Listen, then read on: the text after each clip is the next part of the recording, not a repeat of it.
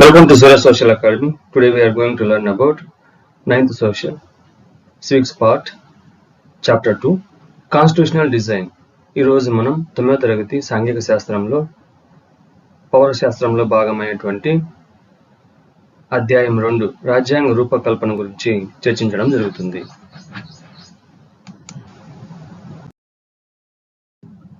First of all, we discuss about what is Constitution. రాజ్యాంగం అంటే ఏమిటి? Answer is supreme law of a country containing fundamental rules governing the politics and society in a country. రాజ్యాంగం అంటే ఏమిటి అంటే ఒక దేశం యొక్క అత్యున్నతమైనటువంటి చట్టం, ఒక దేశంలో రాజకీయాలను సమాజాన్ని నియంత్రించే ప్రాథమిక నియమాలు ఇందులో ఉంటాయి.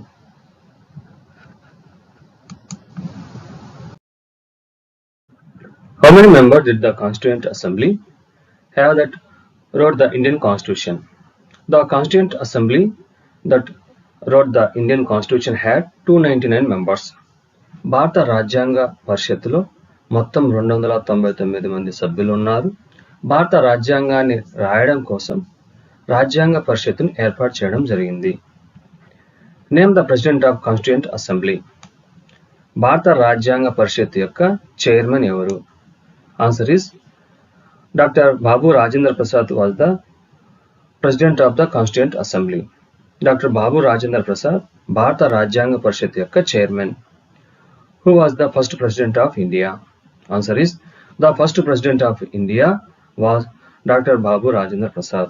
Bharata Desham yokka మొట్టమొదటి రాష్ట్రపతి ఎవరు అంటే డాక్టర్ బాబు రాజేంద్ర ప్రసాద్ భారతదేశం యొక్క మొట్టమొదటి రాష్ట్రపతి. Which country has the largest written constitution of the world? Answer is India has the largest written constitution of the world. ప్రపంచంలో కల్లా అతిపెద్ద లిఖిత రాజ్యాంగం ఏది అంటే భారత రాజ్యాంగం ప్రపంచంలో కల్లా అతిపెద్ద లిఖిత రాజ్యాంగం. Who is known as the father of Indian Constitution? Answer is Dr. B.R. Ambedkar is known as the father of Indian Constitution. భారత రాజ్యాంగ పితామహుడిగా ఎవరిని పేర్కొంటారంటే డాక్టర్ బిఆర్ అంబేద్కర్ గారిని భారత రాజ్యాంగ పితామహుడిగా చెప్తారు.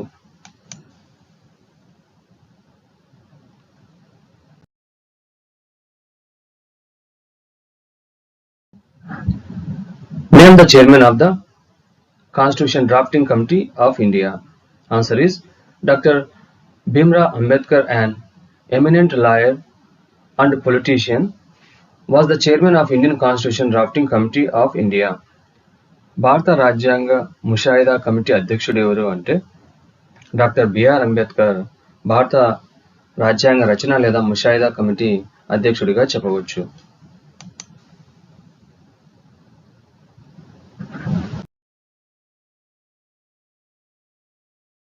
Meaning of apartheid. Apartheid was the name of a system of radical discrimination unique to South Africa.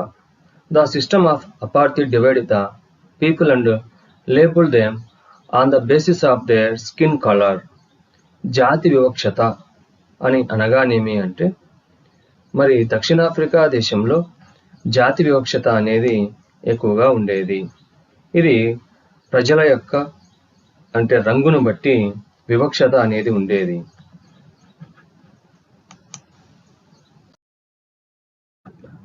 Nelson Mandela remained in prison for treason for how many years?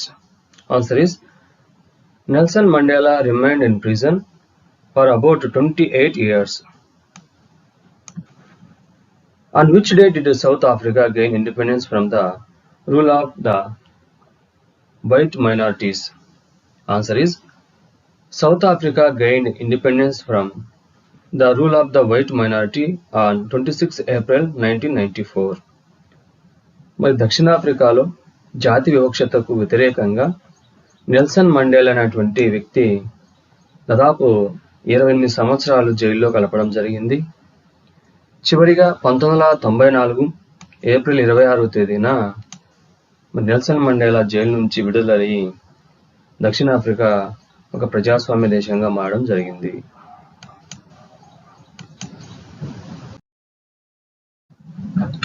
In which country did large number of whites settle and become the local rulers? Answer is the country is South Africa. మరి ఏ దేశంలో ఎక్కువ మంది శ్వేత జాతీయులు స్థిరపడి అక్కడ పరిపాలకులుగా మారారు అంటే Africa ఖండంలో ఉన్న దక్షిణాఫ్రికా దేశంలో. Which organization lead the freedom movement in South Africa? Answer is the African National Congress ANC was the umbrella organization that lead the struggle against the policies of segregation. Africa జాతీయ కాంగ్రెస్ అనేటువంటి ఆ యొక్క సంస్థ లేదా పార్టీ శ్వేత జాతీయులకు వ్యతిరేకంగా పోరాటం దక్షిణాఫ్రికాలో సాగించడం జరిగింది.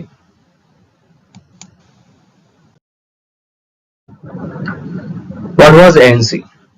It was African National Congress, an umbrella organization that led the struggle against the policies of segregation. This included many workers' unions and the Communist Party. African National Congress అనేటువంటి ఒక సంస్థ మరి ఈ యొక్క శ్వేత జాతులకు వ్యతిరేకంగా అనేక సంస్థలను, ముఖ్యంగా కమ్యూనిస్ట్ పార్టీ అనేక కార్మిక సంఘాలను కూడా ఏకం చేసి పోరాటం చేసినటువంటి సంస్థ దక్షిణాఫ్రికాలో. Whose autobiography is The Long Walk to Freedom? Autobiography of Nelson Mandela. Nelson Mandela యొక్క జీవిత చరిత్ర ఏమిటి అంటే the long walk to freedom.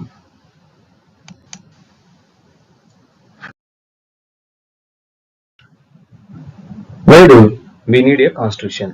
First, it generates a degrees of trust and coordination that is necessary for different kind of people to live together. మొదటిది వివిధ రకాల వ్యక్తులు కలిసి జీవించడానికి అవసరమైన విశ్వాసాన్ని, సమన్వయ స్థాయిని కల్పిస్తుంది. Second, it specifies how the government will be constituted, who will have power to take which decisions. ప్రభుత్వం ఏ విధంగా ఏర్పాటు చేయబడుతుందో నిర్దేశిస్తుంది, ఏ నిర్ణయాన్ని ఎవరు తీసుకునే అధికారం ఉందో నిర్దేశిస్తుంది.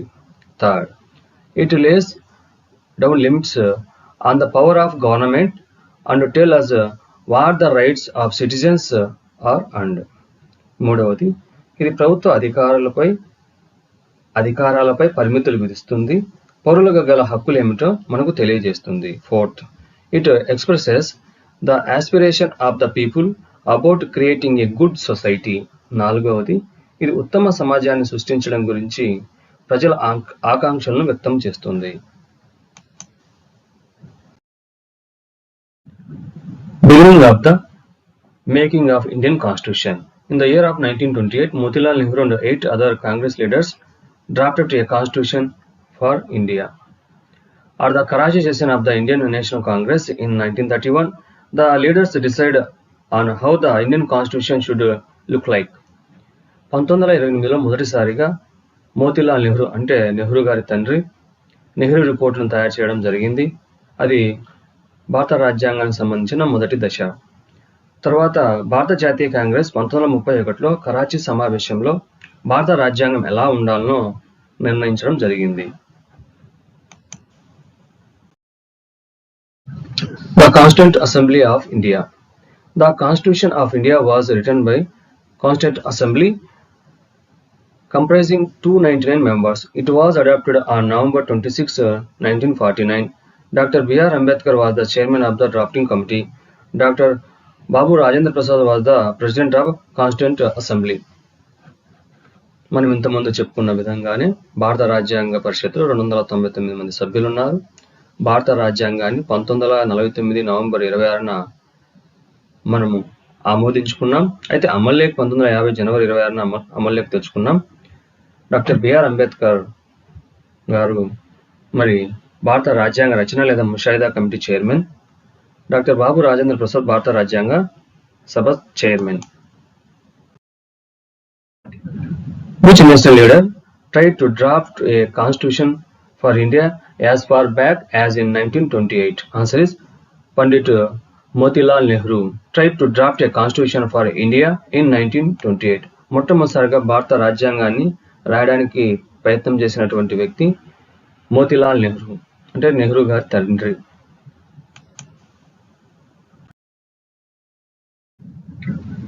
When were the elections to the Constituent Assembly held in India? Answer is the election to the Constituent Assembly were held in July 1946. The Constituent Assembly originally had how many members and was left with how many after the partition of the country? Answer is originally the Constituent Assembly had 389 members but was reduced to 299 members after the partition of the country. మరి రాజ్యాంగ పరిషత్తుకు మొట్టమొదటిసారిగా ఎన్నికలు 1946 జూలైలో జరిగాయి. వాస్తవానికి భారత పాకిస్తాన్ దేశాలు విడిపోక ముందు 389 మంది భారత రాజ్యాంగ సభలో సభ్యులుగా ఉండేవారు. అయితే పాకిస్తాన్ విడిపోయిన తర్వాత భారతదేశంలో 299 మంది సభ్యులు మిగిలారు.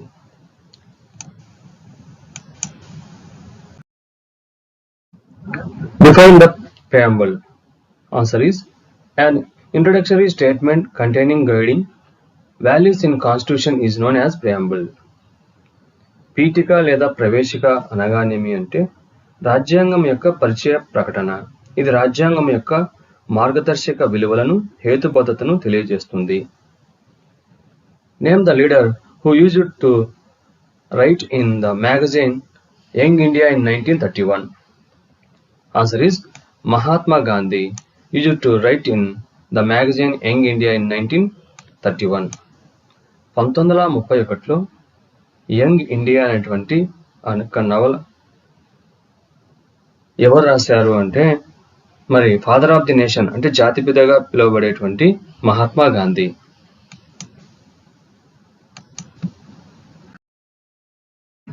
Who said, I shall work for an India in which the poorest shall feel that it is their country in whose making they have an effective voice?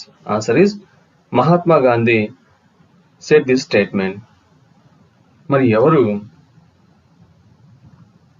ఉన్నత వర్గాలు, నిమ్న వర్గాలు లేని దేశం కోసం, సమాజంలోని అన్ని వర్గాలు సంపూర్ణ సామరస్యంతో ఉండే భారతదేశం కోసం కృషి చేస్తాను అని చెప్పినటువంటి వ్యక్తి ఎవరు అంటే Mahatma Gandhi.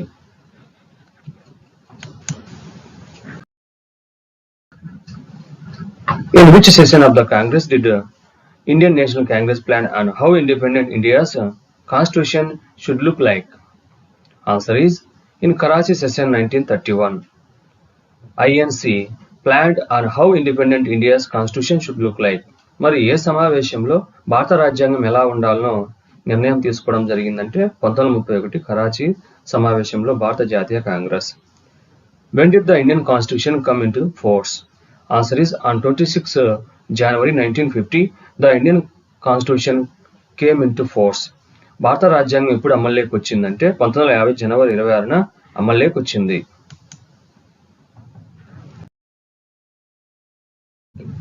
Name the founder of Andhra Mahila Sabha. Answer is Durgabai Deshmukh was the founder of Andhra Mahila Sabha. Andhra Mahila Sabha స్థాపకురాలు ఎవరు అంటే దుర్గాబాయి దేశ్ముఖ్ గారు ఆంధ్ర మహిళా స్థాపకురాలుగా చెప్పవచ్చు. In the Constituent Assembly, the first captain of the Indian hockey team also has a role. Who was he? Answer is he was Jaipal Singh. మరి భారతదేశం యొక్క hockey టీంకు మొదటి కెప్టెన్గా ఉండి రాజ్యాంగంలో పాలు పంచుకున్నటువంటి వ్యక్తి ఎవరంటే Jaipal Singh.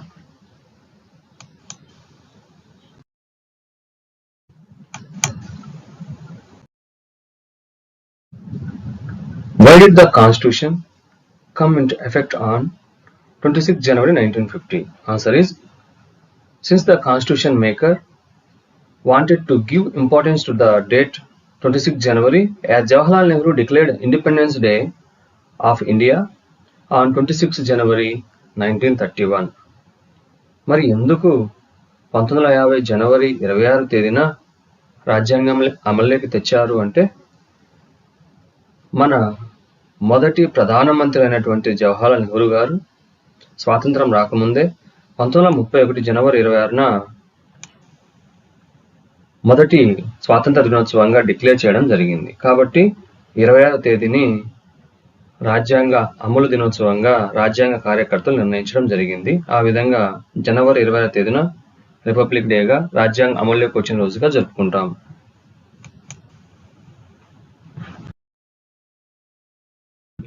When was the constitution work completed and when did it come into effect? The assembly adopted the constitution 26 November 1949, but it came into effect on January 26, 1950. To mark this day, we celebrated 26 January as Republic Day every year. 1949 November 26న రాజ్యాంగాన్ని ఆమోదించుకున్నాం. 1950 జనవరి 26న అమల్లోకి తెచ్చుకున్నాం. కాబట్టి ప్రతి సంవత్సరం జనవరి 26ను republic డేగా జరుపుకుంటున్నాం. Name the leader who has played a decisive role in the integration of the Indian princely states. Answer is Sardar Vallabhbhai Patel played a decisive role in the integration of the Indian princely states. సంస్థానాల విలీనీకరణకు ఒక నిర్ణయాత్మకమైనటువంటి చర్యలు తీసుకున్నటువంటి వ్యక్తి ఎవరంటే iron man of India అంటే భారతదేశం యొక్క ఉక్కు మనిషిగా చెప్పుకునేటువంటి సర్దార్ వల్లభాయ్ పటేల్ గారు. Name the education minister in the first union cabinet. Answer is Abul Kalam Azad was the education minister in the first union cabinet. Maulana Abul Kalam Azad భారతదేశం యొక్క క్యాబినెట్ అంటే మంత్రివర్గంలో విద్యాశాఖ మంత్రిగా ఉన్నటువంటి వ్యక్తి. Sovereign. It means free to follow internal and external policies. సార్వభౌమాధికారము అంటే మరి అంతర్గతంగా బాహ్యంగా ఎటువంటి ప్రభావానికి లోను కాకుండా ఉన్నటువంటి అత్యున్నతమైనటువంటి అధికారాన్ని సార్వభౌమ అనేటువంటి అధికారంగా చెప్పవచ్చు. Secular. It means no particular religion is preferred అంటే లౌకికవాదం. మరి దేశానికి లేదా రాజ్యాంగానికి ఒక ప్రత్యేకమైన మతమేమీ లేకుండా అన్ని మతాలను సమానంగా చూడడం. Socialist. It means no concentration of power and money.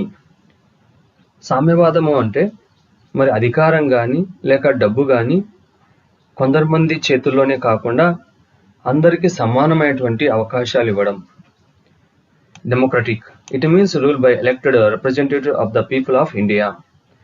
ప్రజాస్వామ్యము అంటే ప్రజలే పరిపాలన చేసుకోవడం, ప్రజల చేతుల్లోనే అధికారం అంతా ఉండడం. Republic. It means no room for hereditary rule or monarch. అంటే ఇక్కడ ఆ అధికారం అనేది లేదా నాయకుడు అనేవాడు వారసత్వంగా కానీ మరి రాజరికం వలె కాకుండా మరి ప్రజల నుంచి వచ్చే నాయకుడు ఉంటాడు. దాన్ని రిపబ్లిక్ అంటాం లేదా గణతంత్రం అని అంటాము.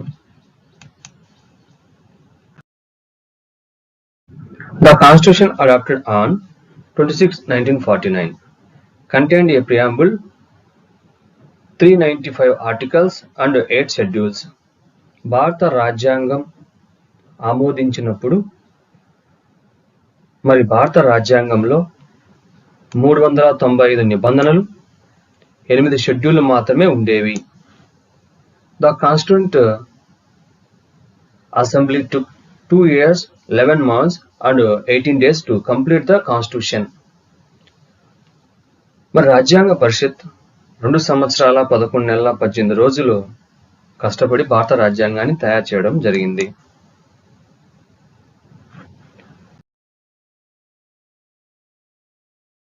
What do you understand by the term apartheid? Answer is apartheid refers to the official policy of racial supremacy and ill treatment of blacks followed by the white government of South Africa between 1948 and to 1989. This practice of racial discrimination remained for the longest period in South Africa. జాతి వివక్షత అంటే నువ్వేం అర్థం చేసుకున్నావు అంటే, మరి దక్షిణాఫ్రికా దేశంలో అంటే ఆఫ్రికా ఖండంలో ఉన్న దక్షిణాఫ్రికా దేశంలో శ్వేత జాతీయులు నల్ల జాతీయులను చాలా తక్కువగా బానిసల్లాగా పరిపాలించడం జరిగింది. మరి 1940 నుంచి 1959 వరకు ఎక్కువగా ఈ జాతి వివక్షత అక్కడ గమనించడం చూడవచ్చు. When did apartheid end in South Africa?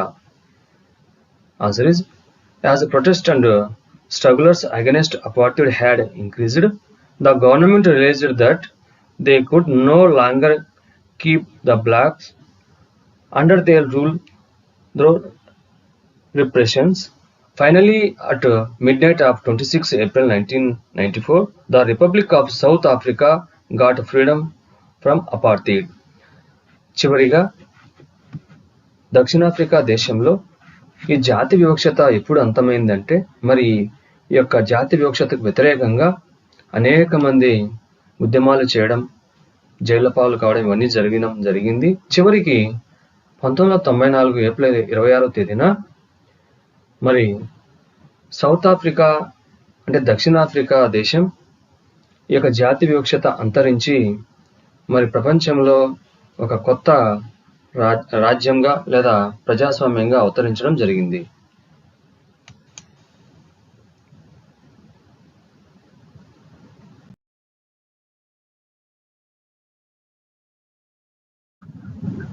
Question and answers, textbook based. Here are some false statements. Identify the mistake in each case and rewrite the correctly based on what you have read in this chapter. ఇక్కడ కొన్ని తప్పు ప్రకటనలు ఇవ్వబడ్డాయి. ప్రతి చోట తప్పును గుర్తించి అధ్యాయంలో మీరు చదివిన అంశాల ఆధారంగా వాటిని తిరిగి సరిచేయండి. A answer. Leaders of the freedom movement had a consequences that after independence India will be a democratic nation. భారతదేశం యొక్క స్వాతంత్రోద్యమ నాయకులు భారతదేశాన్ని ప్రజాస్వామ్య దేశంగా రూపొందించాలి అనుకున్నారు, ఆ విధంగా చేశారు. B. Members of the Constituent Assembly of India held some views on the basis principles of the Constitution. భారత రాజ్యాంగాన్ని వారి సొంత యొక్క అభిప్రాయాలకు అనుగుణంగా కాకుండా కొన్ని మౌలిక లక్షణాల సూత్రాల ఆధారంగా తయారు చేయడం జరిగింది. C. A country that is a democratic country must have a constitution. మరి రాజ్యాంగాన్ని కలిగి ఉన్న దేశం ప్రజాస్వామ్య దేశంగానే ఉండాలి అనేది wrong statement. A country that is a democratic country must have a constitution అంటే ప్రజాస్వామ్యం ఉన్నటువంటి ప్రతి దేశంలో మరి రాజ్యాంగం అనేది ఉంటుంది. Constitution cannot be amendment because it is the supreme law of a country. అంటే రాజ్యాంగం దేశం అత్యున్నతమైన చట్టం కాబట్టి దీన్ని సవరించడం సాధ్యం కాదని తప్పు స్టేట్మెంట్ ఇవ్వడం జరిగింది. మరి answer, A constitution can be amendment with the time and the needs of the citizen. రాజ్యాంగం అనేది పరిస్థితులకు అనుగుణంగా ప్రజలకు అనుగుణంగా మారినటువంటి కాలానికి అనుగుణంగా సవరించేదానికి ప్రజలకు అనుగుణంగా అవకాశం ఉండాలి. Second question. Which of these was the most silent underlying conflict in the marking of a democratic constitution in South Africa? ఈ క్రింది వాణిలో సౌత్ ఆఫ్రికాలో ప్రజాస్వామ్య రాజ్యాంగాన్ని తయారు చేసినప్పుడు సంఘర్షణకు దారితీసిన ముఖ్యమైనటువంటి అంశం ఏమిటి? Answer is D. Between the colored minority and the black majority. A conflict between the colored minority and the black majority was the most underlying conflict in the making of the South African Constitution. మరి D ఆన్సర్లో అల్పసంఖ్యాకులైన మిశ్రమ జాతివారు అధిక సంఖ్యాకులైనటువంటి నల్ల జాతీయుల మధ్య అని ఉంది. తప్పు. ఎందుకంటే whitish కు మధ్య మరి వారికి వ్యతిరేకంగా బ్లాకిష్ అదేవిధంగా కలర్డ్ వారు పోరాటం చేయడం జరిగింది. Which of these is a provision that a democratic constitution does not have? ఈ క్రింది వాణిలో ప్రజాస్వామ్య రాజ్యాంగంలో లేని సదుపాయం ఏది అంటే మరి B. Name of the Head of the state. Name of the head. దేశాధినేత పేరు అనేది మరి ప్రజాస్వామ్య రాజ్యాంగంలో లేని సదుపాయం అన్నమాట. Answer is B.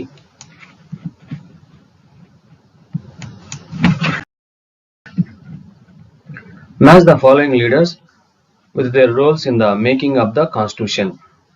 రాజ్యాంగ రూపకల్పనలో వారి పాత్రల ఆధారంగా కింది నాయకులను సమలిపోల్చండి. Answer is Motilal Nehru prepared a constitution for India in 1928.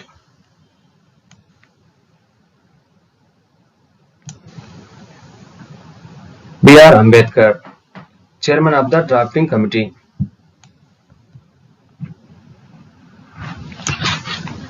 Rajendra Prasad, president of the Constitution Assembly.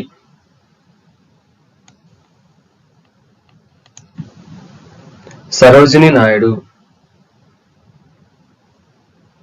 member of the Constituent Assembly. మరి ఇక్కడ ఇచ్చినటువంటి వాటిని సరిపోల్చమని చెప్పడం జరిగింది. మోతీలాల్ నెహ్రూ 1908లో నెహ్రూ నివేదిక లేదా రాజ్యాంగాన్ని రాయడం జరిగింది. మరి అంబేద్కర్ ముషాయిదా కమిటీ అధ్యక్షుడు. మరి అదేవిధంగా రాజేంద్ర ప్రసాద్ రాజ్యాంగ పరిషత్ చైర్మన్. సరోజిని నాయుడు మరి రాజ్యాంగ పరిషత్తులో ఆమె ఒక మెంబర్.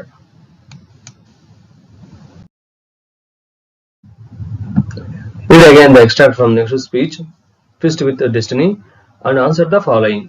గమ్యం కోసం కలగన్న మొన్న నెహ్రూ ప్రసంగంలోని వాక్యాలను మళ్ళీ చదవండి. క్రింది వాటికి సమాధానం ఇవ్వండి.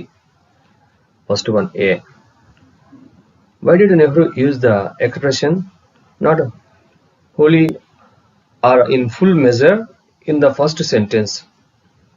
నెహ్రూ గారు మొదటి వాక్యంలో పూర్తిగానో లేదా సంపూర్ణంగానో కాదు అనే వ్యక్తీకరణ ఎందుకు ఉపయోగించారు? Answer is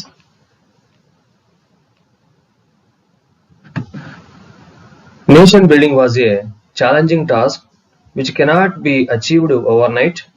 Hence, he wants nation building to be a gradual process. దేశ నిర్మాణం అనేది ఒక సవాల్తో కూడుకున్న పని. దానిని రాత్రికి రాత్రియే సాధించలేం. దేశ నిర్మాణం అనేది క్రమంగా జరగాలని ఆయన ఆకాంక్షించడం జరిగింది. Second one B. What pledge did he want the makers of the Indian constitution to take? భారత రాజ్యాంగ నిర్మాతలు ఏ ప్రతిజ్ఞ తీసుకోవాలని ఆయన కోరుకున్నారు? Nehru wanted makers of the Indian constitution to take a pledge of dedication to the service of India and her people and to the still large cause of humanity. మరి నెహ్రూ భారత రాజ్యాంగ నిర్మాతలు ఏ ప్రతిజ్ఞ తీసుకోవాలని కోరుకున్నారు అంటే మరి భారతదేశానికి మరియు భారతదేశ ప్రజలకు సేవ చేయడానికి ఒక పెద్ద లక్ష్యం కోసం అంకిత భావంతో రాజ్యాంగ నిర్మాతలు ప్రతిజ్ఞ చేయాలని ఆయన కోరుకున్నారు. The ambition of the greatest man of our generation has been to wipe every tear from every eye. Who was he referring to? Answer is Nehru was referring to Mahatma Gandhi, the father of our nation. Nehru ప్రతి కన్ను నుండి ప్రతి కన్నీటి బొట్టును తొడవడం మా తరం యొక్క గొప్ప వ్యక్తి యొక్క ఆశయమని ఎవరిని గురించి ప్రస్తావించారు అంటే జాతిపిత మహాత్మా గాంధీ గురించి ఆయన ప్రస్తావించడం జరిగింది.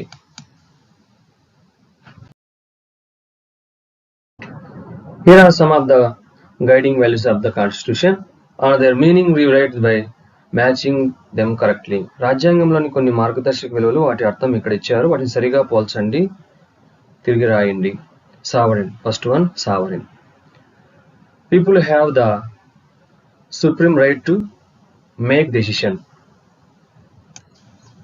Second one, republic. Head of the state is an elected person. Third one, fraternity.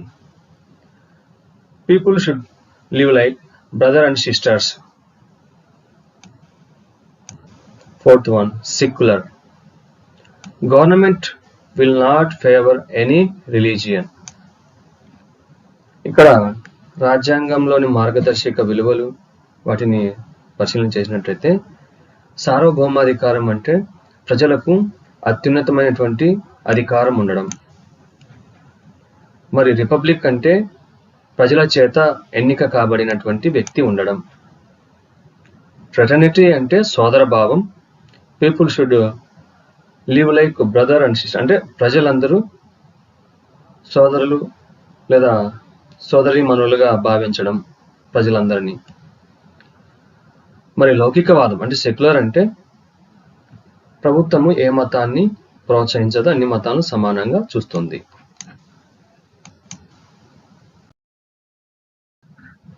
How did your school celebrate the Constitution Day on November 26? Prepare a brief report.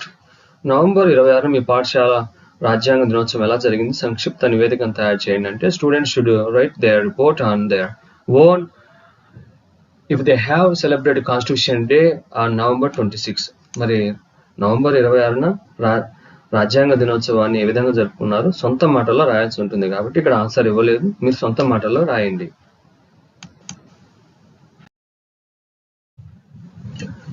Here are different opinion about what made India democracy. How much importance would you give to each of these factors?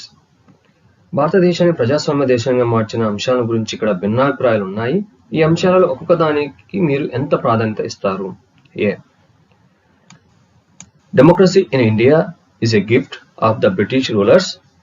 We received the training to work with the representative legislative institutions under the British rule. భారతదేశంలో ప్రజాస్వామ్యం British పాలకులు అందించిన ఒక బహుమతి. British పాలనలో మనము ప్రాతినిధ్య శాసనసభలతో కలిసి పనిచేయడానికి శిక్షణ పొందాము. Answer is democracy was chosen as the prime value of our nation during the freedom struggle against the British. Yes, with the Indian Council Act, Indians start participating in the council and hence the experiences paved the way of legislative institution in independent India. మరి భారతదేశంలో ప్రజాస్వామ్యం అనేది British పరిపాలకులు అందించిన ఒక బహుమతిగా చెప్పవచ్చును. అవును, correct. ఎందుకంటే బ్రిటిష్ వారి పాలనా కాలంలోనే కౌన్సిల్ చట్టాలు లేదా భారత ప్రభుత్వ చట్టాలు వంటి వాటి ద్వారా మరి కేంద్ర శాసనసభలు ప్రావిన్సెస్ లో ఎన్నికలు జరపడం, అక్కడ పరిపాలన అనేది జరిగింది కాబట్టి అక్కడ నుంచి మనం శిక్షణ పొందాము. B. Freedom struggle challenged the colonial exploitation and denial to different freedoms to Indians. Free India could not be anything but democratic. స్వాతంత్ర పోరాటం వలసవాద దోపిడీని సవాలు చేసింది. భారతీయులకు వివిధ రకాల స్వేచ్ఛలు నిరాకరించబడ్డాయి. స్వతంత్ర భారతదేశం ప్రజాస్వామ్యయుతంగా ఉండాలి తప్ప మరే రకంగా ఉండరాదు. Answer is freedom struggle did not challenge the colonial exploitation, but it works for democracy by making laws with consensus and not imposing anything on anyone. స్వతంత్ర పోరాటం వలసవాద దోపిడీని సవాల్ చేసింది, అయితే అది ఏకాభిప్రాయంతో చట్టాలు చేయడం ద్వారా మరియు ఎవరిపైనైనా ఏమి విధించకుండా ప్రజాస్వామ్యం కోసం పనిచేసింది. అంటే ప్రజలందరితో కలిసి నిర్ణయాలు తీసుకుని ప్రజాస్వామ్యం కోసం పనిచేయడం జరుగుతున్నది. C. We were lucky to have leaders who had democratic convictions. The denial of democracy in several other newly independent countries shows the important role of these leaders. ప్రజాస్వామ్య విశ్వాసాలు కలిగిన నాయకులు కలిగి ఉండటం మన అదృష్టం. నూతనంగా స్వాతంత్రం పొందిన అనేక దేశాలలో ప్రజాస్వామ్యం తిరస్కరణకు గురి కావడం ఈ నాయకులు పోషించిన ముఖ్య పాత్రను తెలుపుతుంది. Our freedom struggle for the bloodless struggle with two like Satyagraha and అహింస. మన జాతీయ స్వాతంత్ర నాయకులు, ఉద్యమ నాయకులు మరి స్వాతంత్రం కోసం రక్తరహితమైనటువంటి పద్ధతులు అవి ఏమిటంటే సత్యాగ్రహం మరియు అహింస అనేటువంటి పద్ధతులను ఉపయోగించారు. These struggles were undertaken to free India from the clutch of British and give Indians the freedom they deserved. మరి ఈ పద్ధతుల ద్వారా ఈ యొక్క సత్యాగ్రహ హింస శాంతియుత పద్ధతుల ద్వారా బ్రిటిష్ వారి నుంచి మన స్వాతంత్రాన్ని సంపాదించడం జరిగింది. 9th question and answer. 9th question answer. The values are expressed in the above mentioned para do not reflect the values underlying our constitution. Our constitution gives fundamental rights to each of its citizens regardless of the gender, caste, sex, place of birth and religion. Women are given equal rights as men in our constitution the various act. భారతదేశంలో మరి భారత రాజ్యాంగం జాతి, కుల, మత, వర్గ, లింగ భేదమేమీ లేకుండా అందరికీ మరి అనేక అవకాశాలు ఇవ్వడం జరిగింది. మరి మహిళలకు కూడా అనేక అంశాలలో సమానంగా హక్కుల్ని ఇవ్వడం జరిగింది.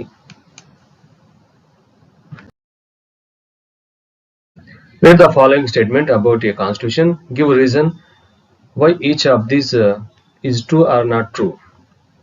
రాజ్యాంగంలోని కింది ప్రకటనలు చదివి అవి నిజమో కాదో కారణాలు తెలపండి. A. The authority of the rules of the constitution is the same as that any other law. మరి రాజ్యాంగంలో గల నియమాలు సాధికారత చట్టాలతో గల నియమాలు సాధికారత ఒకే విధంగా ఉంటాయంటే మరి answer is not true, because the constitution is the supreme లా. మరి ఇది కరెక్ట్ కాదు, ఎందుకంటే భారతదేశంలో అత్యున్నతమైనటువంటి చట్టం అనేది రాజ్యాంగం. B. Constitution lays down how different organs of the government will be formed.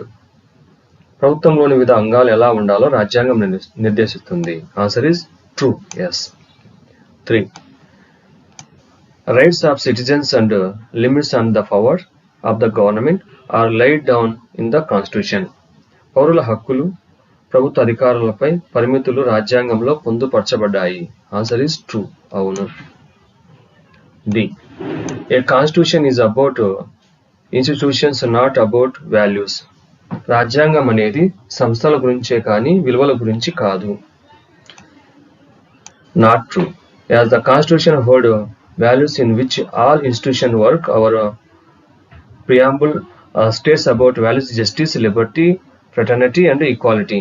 మరి రాజ్యాంగం అనేది సంస్థల గురించే కాకుండా విలువల గురించి కనుక చెప్తుంది. అది న్యాయం, స్వేచ్ఛ, సమానత్వం మరియు సోదరభావం. Thank you for watching my videos.